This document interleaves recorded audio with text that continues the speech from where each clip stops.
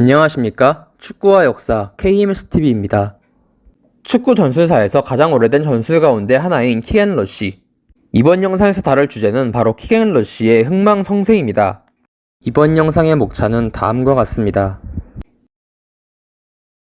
킥앤 러쉬의 탄생을 누가 이끌었는지에 대해서는 파악할 수가 없습니다. 월드컵이 탄생하기 전부터 이미 잉글랜드에 존재했던 전술이니만큼 그 역사가 매우 길다는 것만 알 수 있을 뿐이죠.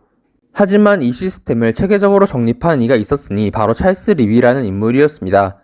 찰스 립의 경력은 다소 의외인데 이 인물은 본래 영국 공군 중령이었던 통계 분석가였습니다. 그러나 이 인물은 킥앤 러쉬 이론을 정립하는 놀라운 업적을 이뤄냅니다. 물론 이것이 찰스 립이라는 인물의 개인 공로라고 보긴 힘듭니다. 킥앤 러쉬는 앞서 말했듯 이미 존재했던 전술이었으니까요. 하지만 찰스 립은 아스날의 전설적인 감독 하버트 채프먼의 영향을 많이 받았던 인물이었습니다. 당시 잉글랜드 축구계는 하버트 채프먼의 축구 전술 혁신 이후 그가 내놓았던 WM 포메이션만을 채택하고 여전히 측면 지향적인 크로스 공격만을 하는 전술을 사용하면서 하버트 채프먼이 내놓은 중원에서의 숫자 싸움과 역습이라는 세부 전술 아이디어에 대해서는 외면하였는데, 이 하버트 채프먼의 유산을 이어받고 킥앤 러쉬에 결합시켜서 이론을 정립한 것이 바로 찰스 립이었죠.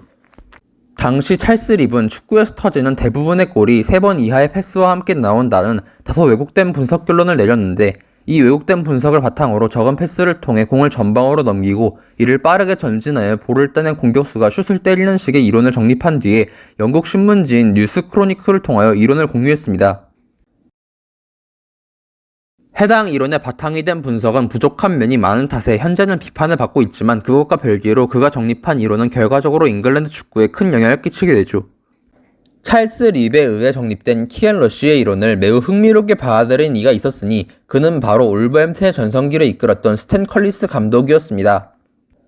스탠 컬리스 감독이 이끄는 울버햄튼은 찰스 립이 정립한 킥앤 러쉬 이론을 어느 정도 개선한 후에 전술에 적용시켰고, 이는 큰 성공을 이뤄내면서 스탠 컬리스 감독의 울버햄튼은 잉글랜드 축구 리그의 강팀으로 성장하게 되었습니다.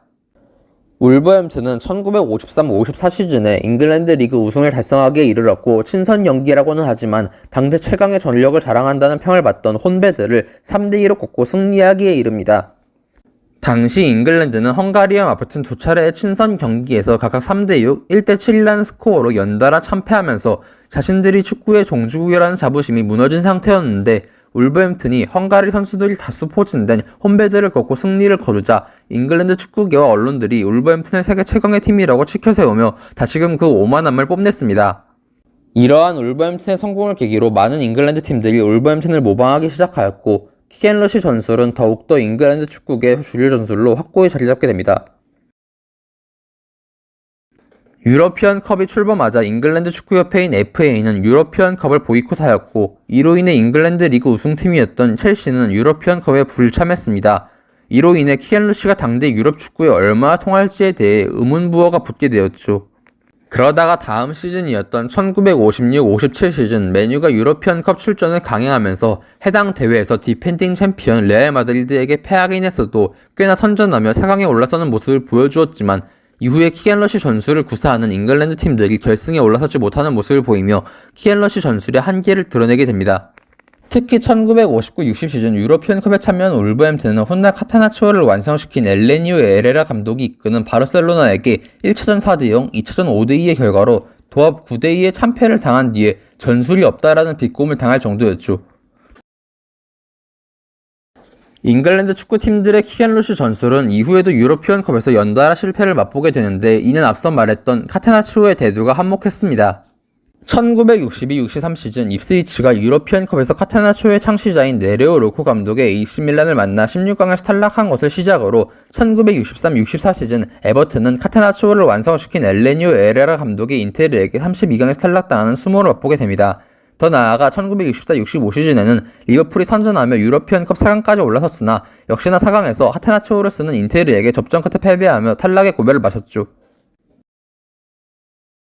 물론 잉글랜드 축구계가 가만히 있었던 것은 아닙니다. 자존심을 회복하기 위하여 잉글랜드의 축구팀들은 여러 전술적 보완을 시도했고, 잉글랜드 국가대표 감독이었던 알프 램지 감독이 윙이 없는 4-1-3-2 포메이션을 제시하기에 이르렀죠.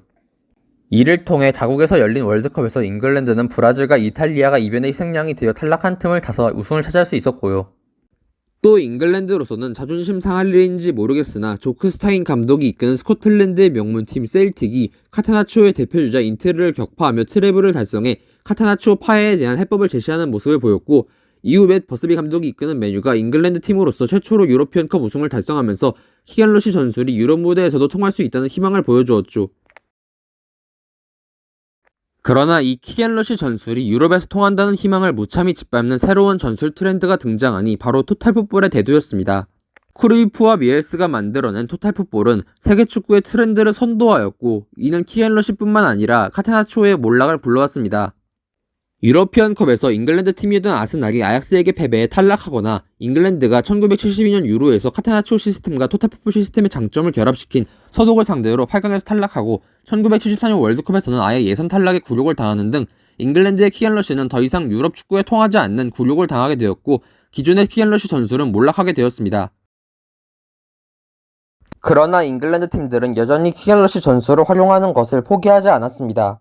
물론 키안 러시 대신에 패스 축구를 지지한 말콤 앨리슨 코치가 있었던 맨체스터 시티와 키안 러시 전술 대신 거칠고 강한 압박 전술을 활용하던 돈 레비 감독의 리즈 같은 팀들도 있었죠.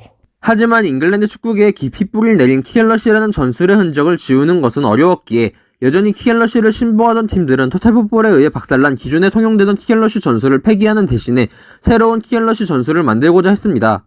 그렇게 탄생한 것이 바로 4-4-2 포메이션을 기반으로 한 키안 러시 전술이었습니다. 샹클리 감독의 리버풀은 토탈풋볼의 키워드 중 하나인 점유라는 키워드를 키안 러시에 융합시켜서 활용하기 시작하였으며, 그레이엄 테일러 감독의 와포드는 토탈풋볼의 키워드 중 하나인 압박이라는 키워드를 키안 러시에 융합시켜서 활용하기 시작하면서 키안 러시는 새롭게 변하기 시작하였습니다. 반면 이 시점에 토탈풋볼을 활용하던 아약스나 아약스의 전술을 흉내내던 팀들은 전성기 아약스가 구사하던 시절만큼의 압도적인 조직력을 보여주지 못했습니다.